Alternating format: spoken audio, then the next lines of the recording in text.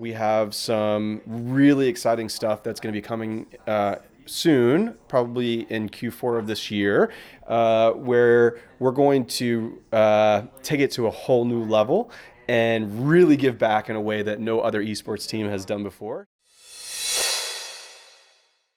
Hello everyone, this is Darius from the Shotcaller, joined here by Steve. Now this interview wasn't paid by Steve, but by a lot of people on patreon.com/theshotcallergg. We thank you a lot for your support, because otherwise this wouldn't be possible here at MSI 2019. Thank you so much for your time. Now, you did make the decision to come here, take the long trip, to support the team in first person. Why did you make that decision? I mean, I think it's important to there's two big events in League of Legends in the year, right? There's the mid-season invitational, and then there's Worlds. And obviously Worlds has so much more to it, but this is an opportunity to see how we stack up against international competition. And League of Legends is like where I kind of grew up in esports, right? It's like where my heart's at. It's where I've put so much resources. There's so much of my life has been centered around League of Legends. So for me to be at MSI is just like a no-brainer. Like I've been trying to build a world-class team for over 7 years, and like we won 3 back-to-back championships, and like this is the result of so much hard work for me personally, but to also celebrate the team. So yes, I mean, there's not even a question. It's like I'm going. So fandom is important as well. Yeah. Owners can be fans as well. Now, of course, the results have been 3 and 4. Team Liquid is right now. It's a battle for the 4th spot for semifinals, of course. Anything you would like to say to the Liquid fans on the performance so far, and just like a few words there? Yeah, I mean, I think for us, we came in strong, right? We started off with a 2-0. They were clean games. We played well. And then when we got into the next 4 games or so, we decided to really change the way that we were playing. We were like, let's adopt what some of the best teams are doing here at this tournament, and let's try to do it. And I think we kind of faltered. It was like, what's an analogy? Like if you're like an Olympian, right? Yeah. And you are training to do something, and you've never done like triple Lutz, and you're an ice skater, and then you just go out and you try to do it. It's like, you're going to fail. You're going to fall, right? Like you need to practice it like over and over and over and over to be good at it. You can't expect to just like instantly be good at something just because you see somebody else doing it. And I think we became victim to that. So, for us, it's just really honing back into like, what made us great? Like, how did we get here? And for me, it's like our game. Let's just play our game. Actually, Cloud9 during Worlds, when they made their semifinal run, they, I think, tweeted or posted something that was like, hey, we're just going to play our game. Yeah. And I think we're like coming to that realization where we're just going to play our game. Like, fuck it. And if it's not good enough, then so be it, right? But like, let's not try to do that triple Lutz or some crazy thing that we haven't practiced before. Let's just do us. So I think that's the decisions that we made last night, and so far so good. We just won. So we'll see if we win the second match today. It was definitely a good game, except for the first blood. We ignored that one, but like that happens. Wonder has had that happen to himself as well. It just happens. Even the Shy. Yeah. I mean, he went 0-7. That's just sometimes how it goes. Right. But of course, I like to talk about general esports topics a lot as well, because I get to talk with Carlos, and I got to talk with Jack last year, and I'm very interested.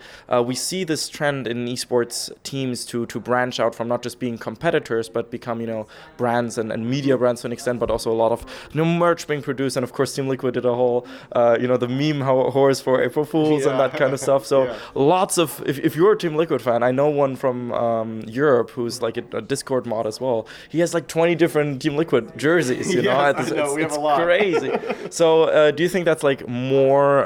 Is there more of this to come in the future? Like teams will be focusing even more on like content and branding and getting the word out there, not just about competitive results. Yeah, I mean, absolutely. I think the goal is for us to give back to the community, right? I grew up as a gamer, and as you, right? And one of the things about growing up is like you realize that you're in this niche community, right? Like there's something about you meet someone, you're like, oh, you're a gamer? I'm like, oh my God, like let's talk about it. And you're just like, you're having this whole conversation that everyone around you doesn't understand. And there's something really alluring to that. And so for us, like that's our roots. That's why we built the Team Liquid forums back in the day. That's why we generate content. It's really just to give back. It's to solve a need for gamers where we can like celebrate the fact that we love playing video games and we love watching other people play video games, and like let's enjoy that. Let's have fun with it. And so a lot of our initiatives are going to be centered around that. And then also we have some really exciting stuff that's going to be coming soon, probably in Q4 of this year, where we're going to take it to a whole new level and really give back in a way that no other esports team has done before. So we're very excited about that, and I can't say what it is, but it's very exciting. And it's really about the celebration of the community, and that's why we're here. Carlos, I know you sometimes watch my interviews. You've been... It's going to be better than anything that you've contrived, trust me.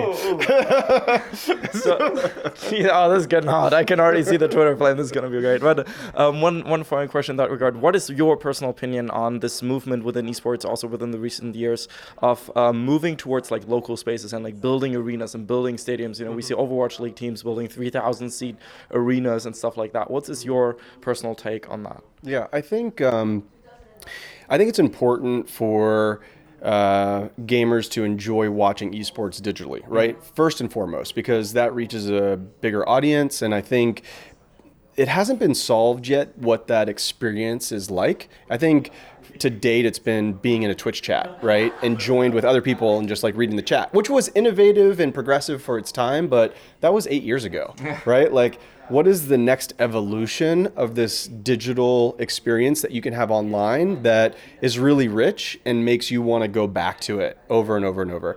And so I think that's important. But that being said, I think there's an opportunity to build more like festival-like experiences within specific in-market regions. Mm-hmm. I don't think it's good for a brand to just say like, we're only from this particular city, right?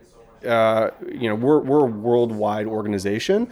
That being said, we can really support local markets by giving back on like the ground, right? Whether it's tournaments or venues or gaming events or festival stuff, like we want to do that in specific markets where we feel like we can navigate really well. And I'm very excited to see that in the future for sure. Now, lastly, would you like to say anything else to the TL fans before, of course, Yeah, I just want to say thank you so much for supporting Team Liquid. Don't give up on us yet. We have got some gas left in us, and we're going to make a push here in the last couple days at MSI. So thank you so much for your support. And your individual hashtag for this episode, because people, when they watch until the end, they can put the individual hashtag in the comments to show that they watched the entire thing, which is very cool. Yes. Hashtag TLWin. Hashtag TLWin. Thank you so much for your time, Steve. Very nice meeting you. This was Darius from the Shotcaller. Hope you guys have a good day. See you guys with more MSI 2019 interviews soon. Bye-bye. We'd especially like to thank Krzysztof Bujnowicz, Thomas Göttel, Etienne, Erich Althaus, Lukas Legal, Lazy Raven, Lama Vyuta, and Adam Novosviat for your very special support, and of course also all the people whose names you see scrolling past you. Without you guys, we would have closed down probably a while ago. So thank you so much for your help. Thank you.